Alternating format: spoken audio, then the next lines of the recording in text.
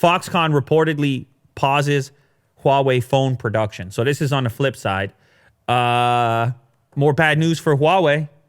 I got to do the little Huawei update because it seems like there's an update every single day at this point. Well, apparently the Taiwan company Foxconn, they were responsible, of course, for manufacturing many of Huawei's devices. And it looks like things are slowing down. The order apparently cut from Huawei's end.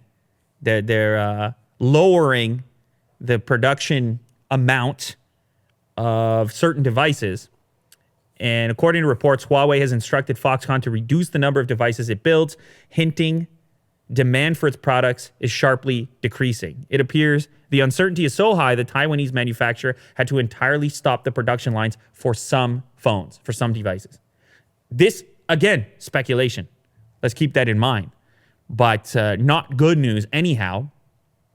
You have to believe that on some level, these stories are going to have an impact. This news is going to have an impact. These devices, expensive, represent big investments for people. If there's even that inkling of doubt, I told you, we talked about it before. It's like once you plant that seed, the damage is done. When you have the backing of something as big as the U.S. government administration, and then you start to see the other carriers piling on and removing their support or signing contracts with different telco providers or EE in the UK to remove the devices from sale. And you know now that the public has the question front of mind. The question for us was, is the question big enough to change customer behavior? And so news like this, you can understand it. You can understand why that might be the case. Now, again, could it be speculation? Could people be reaching too far? That's quite possible as well. The future is unclear for the conglomerate as the conflict between China and the U.S. is escalating and Beijing is threatening to retaliate. So even their own potential retaliation, also bad. You know, it's like there's no way to slice it in which you're going to feel more comfortable as a customer in any Western market picking up these devices for retail prices. You got to be a bit uncomfortable. And it's enough money. It's a lot of money.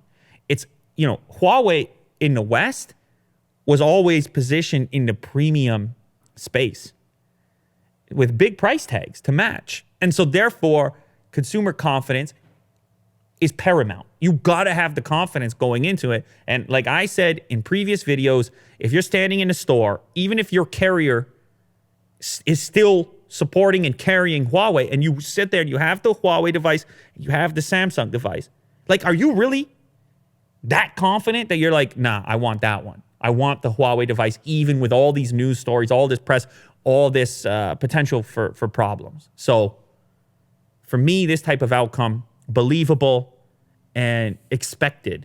I believe it was also based on some words that came from an Honor event, in fact. Let me see if I can find that real quick. I believe it was an executive from Honor. It was originally reported in the South China Morning Post. And I believe one of the Honor executives actually made a comment about turning down the production on these devices or slowing down or waiting to see what happens. And of course, Honor, a sub-brand of Huawei. But nonetheless, it's going down, it's going on. And you guys can tell me, because I just think it's a reasonable thing. I think it's a reasonable behavior to not want to spend $1,000 if there's any degree of uncertainty. I think that's reasonable. But you let me know. Do you care? Or you just dropping thousands of bucks? You're like, I do not care. I'm buying a Huawei device. But if you're in the other camp, I want to hear from you as well, because I really think we can use help to get a better glimpse into consumer confidence through comment sections like this, where we're talking about this kind of thing.